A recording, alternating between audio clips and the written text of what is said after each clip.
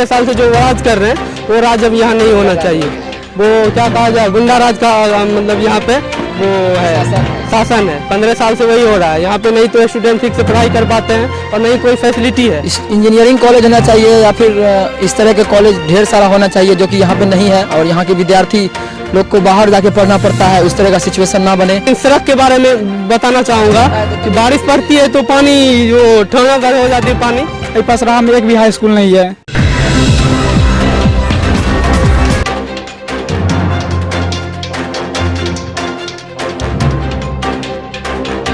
नमस्कार, स्वागत है न्यूज़ जरा हटके में।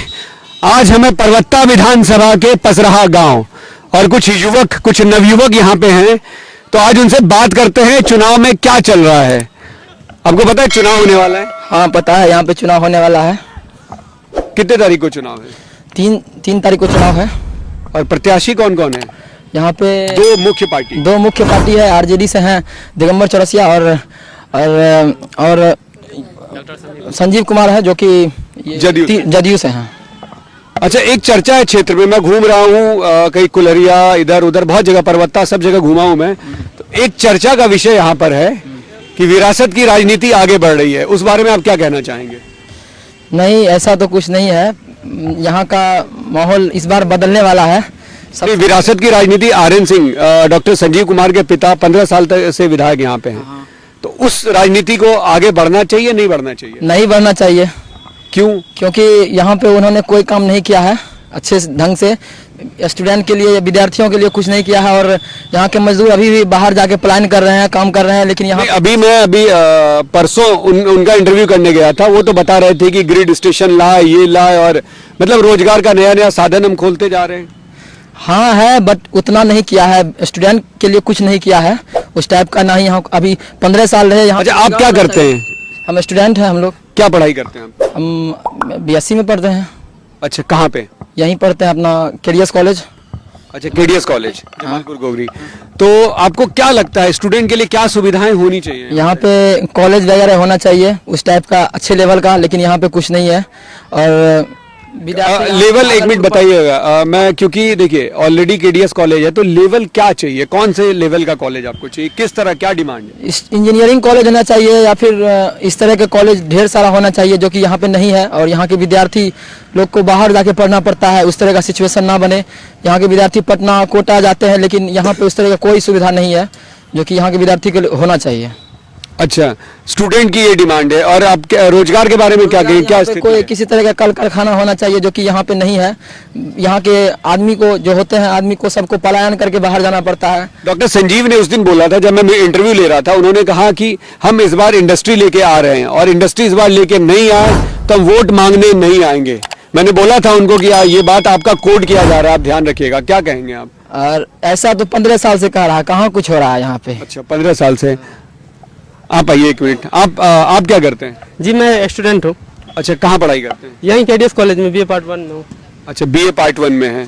तो स्टूडेंट की क्या डिमांड? इनकी तो बहुत सारी डिमांड थी, आप क्या चाहते हैं? मेरी भी वही डिमांड है, जो यहाँ फैसिलिटी होना चाहिए वो फैसिलिटी नहीं मिल रही है। 15 साल से जो राज कर रहे हैं वो राज अब यहाँ नहीं होना चाहिए। वो क्या कहा जाए, गुंडा राज का मतलब यहाँ पे वो है, शासन है। 15 साल से वही हो रहा है यहाँ पे। नहीं तो स्टूडेंट ठीक से पढ़ाई कर पाते हैं और नहीं कोई फैसिलिटी है। शिक्षा सुधार में क्या होना चाहिए? शिक्षा सुधार में हमको मतलब जो यहाँ के शिक्षक हैं वो ठीक से मतलब पढ़ाई जो होता है वो नहीं देते हैं, और वैसा फैसिलिटी भी नहीं है। कॉलेज वगैरह है लेकिन वैसा शिक्षक नहीं है जो कि वैसा फैसिलिटी दे सके।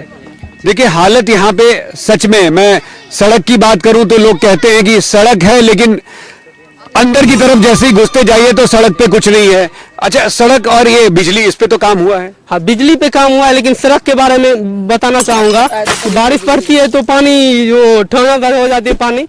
आदमी को मतलब पानी में जाके कहीं जाना होता है तो पानी में जाते हैं, वैसा सड़क नहीं है। मैंने भी देखा है कि पीछे वाली सड़कों में आपके बगल में छोटी बसरा गांव है, वहाँ पे लोग बांस का पुल बना के जा रहे हैं। वो सही बात है, मतलब वैसा फैसिलिटी यहाँ भी नहीं है। सब जीतते हैं बस अपने पॉकेट भरने के लिए, जनता के बारे में कोई नहीं सोचता है। अच्छा, आपके जो विधायक जी थे आरएन सिंह, अंतिम बार क्षेत्र में आपने कब देखा है उनको? अंतिम बार तो यही 4-5 दिन हुआ है, देखा है, मतलब विधायक कहाँ था? विधायक नहीं था। नहीं 4-5 दिन पहले तो वो वोट मांगने आए होंगे, मैं उसकी बात नहीं कर रहा हूँ। उसके पहले हम उनको कभी यहाँ नहीं देखे हैं, बहुत दिन हो गया है। जब वोट आता है ना, जब इलेक्शन वगैरह होता है तभी आते हैं मिलने के लिए वोटर से, इसके अलावा नहीं आते हैं वो। आप कुछ बोल रहे थे पीछे से, 1 मिनट आइए, आप कुछ बोल रहे थे। हाँ, क्या कह रहे थे कि 5 साल पहले वो नजर आए? 6 साल पहले इनको देखे थे हम। अच्छा, अब उसके बाद कभी नहीं? कभी नहीं देखे हैं।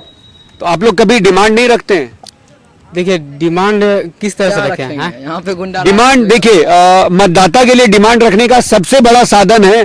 15 साल तक वो आपके 15 साल से विधायक हैं, ये आपके कारण ही है ना। उस वक्त तो हम वोट डालने के लायक नहीं थे, इसलिए नहीं कुछ बोल पा रहे। अच्छा, आज इस बार ही आप 18 साल के हुए हैं? जी सर।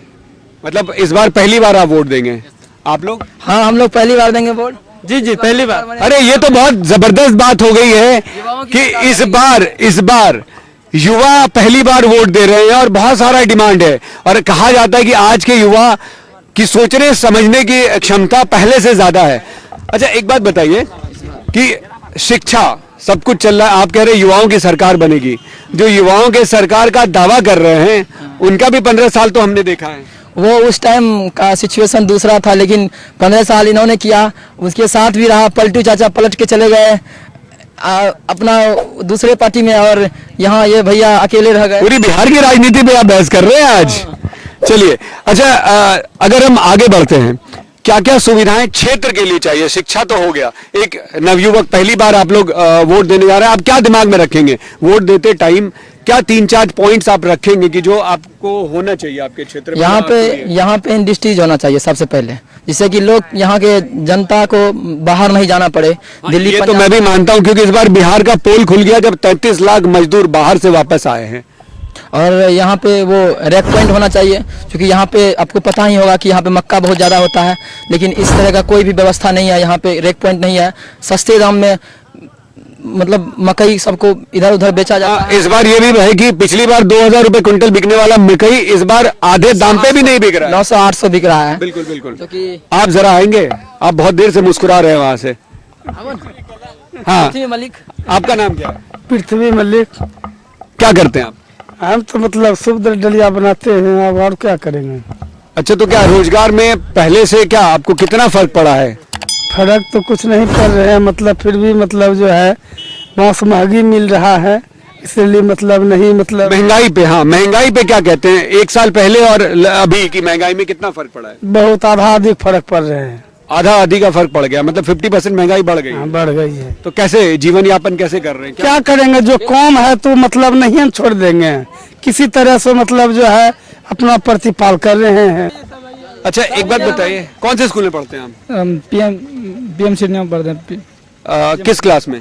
10th में पढ़ते हैं। क्या आपको वहाँ के स्कूल का क्या हाल, आप जरा? स्कूल का हाल तो बेहतर है, पूरा बंद है अभी तो लॉकडाउन में। लॉकडाउन की बात नहीं कर रहे हैं, पढ़ाई लिखाई कैसी होती है? पढ़ाई उड़ाई तो वहाँ होती नहीं है, कभी कभी होती है। व्यवस्था वैसी नहीं है, पूरा स्कूल खंडर टाइप का है। 2 किलोमीटर पढ़ने दूर क्योंकि ये पसराम में एक भी हाई स्कूल नहीं है। और वहाँ बाथरूम वगैरह की क्या हालत? बाथरूम उतरूम नहीं है वहाँ, थोड़ा है तो भी टूटा फूटा है। देखिए, बार बार मैं यही बात कह रहा हूँ कि नरेंद्र मोदी शौचालय की लिए आवाज उठाते हैं, घर घर शौचालय योजना वो चलाते हैं। हम यहाँ पे नीतीश कुमार एनडीए की सरकार है, उसको फॉलो कर रहे हैं, लेकिन स्कूल जहाँ से भविष्य निर्माण होता है, अभी हम लोग थोड़ी देर पहले लक्ष्मी नगर गांव में थे, वहां भी छोटे स्कूल, प्राथमिक स्कूल की यही हालत है, हाई स्कूल की यही हालत है। अच्छा, आपकी उम्र कितनी है पहले? मेरी 21 साल। तो मतलब इस बार पहली बार आप, ठीक है, तो विधानसभा का वोट जब आप डालने जाएंगे तो आप क्या क्या चीज ध्यान में रखेंगे? सबसे पहला मेरा मुद्दा रहेगा शिक्षा, उसके बाद रोजगार, स्वास्थ्य, जो कि स्वास्थ्य हमारे लेवल पे बहुत कम ही है। उसके बाद नहीं, रोजगार में आप क्या करते हैं अभी पढ़ाई करते हैं। किस चीज? स्टूडेंट है। किस चीज की पढ़ाई? अंडर ग्रेजुएट है। अंडर ग्रेजुएट है। हाँ। और कंपटीशन की भी तैयारी कर रहे हाँ। हैं? कौन से कंपटीशन की? आर्मी की तैयारी करते हैं, बिहार पुलिस। अच्छा, हाल में आप तो 2-3 साल से आप तैयारी कर रहे होंगे। हाँ। तो बहुत सारी वैकेंसीज निकली। हाँ, बहुत सारे एग्जाम्स दिए, तो हाँ। कितने एग्जाम्स का रिजल्ट आ गया और क्या हुआ? अभी 2019 में फॉर्म भरे हैं, NTPC का अभी तक कुछ नहीं हुआ, ग्रुप डी का भी कुछ नहीं हुआ। कोई एग्जाम नहीं हो रहा है? कोई फॉर्म 2 साल हो गया भरा हुआ। अच्छा, एक बड़ा जबरदस्त मुद्दा है, मैं सभी ढेर सारे युवक यहाँ पे मैं बात करना चाहूंगा निजीकरण बहुत तेजी से हो रहा है, तो निजीकरण के बारे में आप लोग क्या कहना चाहते हैं, आप बताइए। निश्चित तौर पे ये निजीकरण का जहाँ तक मामला है तो हमारे स्टूडेंट लोगों पर इसका ज़्यादा असर पड़ रहा है। बिकॉज इससे होता क्या है, सारे चीज़ को प्राइवेटाइजेशन कर रहा है, जिससे या फिर रेलवे हो या फिर LIC हो या फिर ढेर सारा ऐसा सिस्टम है जिसको कि हमारे मोदी सरकार जी प्राइवेट। आपको लगता है कि नौकरियों पे, आपकी नौकरियों पे इस पे इसका असर पड़ेगा? जी बिल्कुल। अभी तक जहाँ तक वो बोल रहे थे मोदी जी कि जब अच्छा दिन आएगा, अच्छा दिन आएगा, लेकिन अभी तक 5-6 साल हो गया, अभी तक हम लोग को अच्छा दिन तो दिखाई नहीं दिया। और जहाँ तक स्टूडेंट का सवाल है, स्टूडेंट का तो बिल्कुल अब लगातार स्टूडेंट की संख्या बेरोजगार में बढ़ती जा रही है। बिकॉज अभी पूरे भारत में हमको लगता है, पूरे भारत को छोड़ दीजिए, अभी इस लॉकडाउन के चक्कर में बिहार में लगभग 2 करोड़ से लगभग 3 करोड़ युवा। पूरे भारत का बताता हूं कि एक सर्वे हुआ था ऑर्गेनाइज और अनऑर्गेनाइज सेक्टर से, 14 करोड़ लोग पूरे भारत में बेरोजगार हुए थे, ऑर्गेनाइज और अनऑर्गेनाइज सेक्टर से। ये स्थिति अभी है। तो अच्छा, लेकिन मोदी जी कहते हैं कि अगर हम प्राइवेट चीजों को कर देंगे तो सुविधाएं बढ़ जाएंगी। कुछ नहीं होगा, प्राइवेट हो जाएगा। कॉन्ट्रैक्टर जो है 14,000 के बाहर 14,000 रुपया सरकार से लेती है, 7,000 पे खटवाती है, आधा आधी का बचत हो जाता है। उसके बाद 6 महीना कम करवाता है, 6 महीना के बाद छूट जाता है। कोई निश्चित नहीं रोजगार रहता है ना, और उसमें काम करने के ये लिए सरकारी नौकरी रहने के बाद अस्थायी रहता है रोजगार। ये बहुत बड़ी बात है। जो लोग प्राइवेट में या MNCs में काम करते हैं, ऐसा देखा जाता है कि वो ऑफिस के अंदर भी उन्हें घुसने नहीं दिया जाता, रिसेप्शनिस्ट से उनका ना फायरिंग लेटर दे दिया जाता है। तो शायद यही माहौल शुरू हो जाएगा। हाँ आपका सर, कहना? हाँ यही बात। अच्छा, निजीकरण से सब आपको चीज महंगा हो नहीं जाए। लगता है कि सुविधाएं बढ़ेंगी? कोई सुविधा नहीं होगी। क्या कहते हैं? जी नहीं, वही जो बोले हैं वो कोई सुविधा नहीं होगी। जहाँ तक हुआ महंगाई और बढ़ेगी। महंगाई और किसान लोग जो हुआ है तो सारे ट्रेन का वो किराया बढ़ा दिया गया है। और मजदूर का किराया 300 रुपया और यहाँ पे 500 ले रहे हैं, तो मजदूर को जनरल टिकट का किराया बढ़ गया, प्लेटफॉर्म टिकट का किराया बढ़ गया।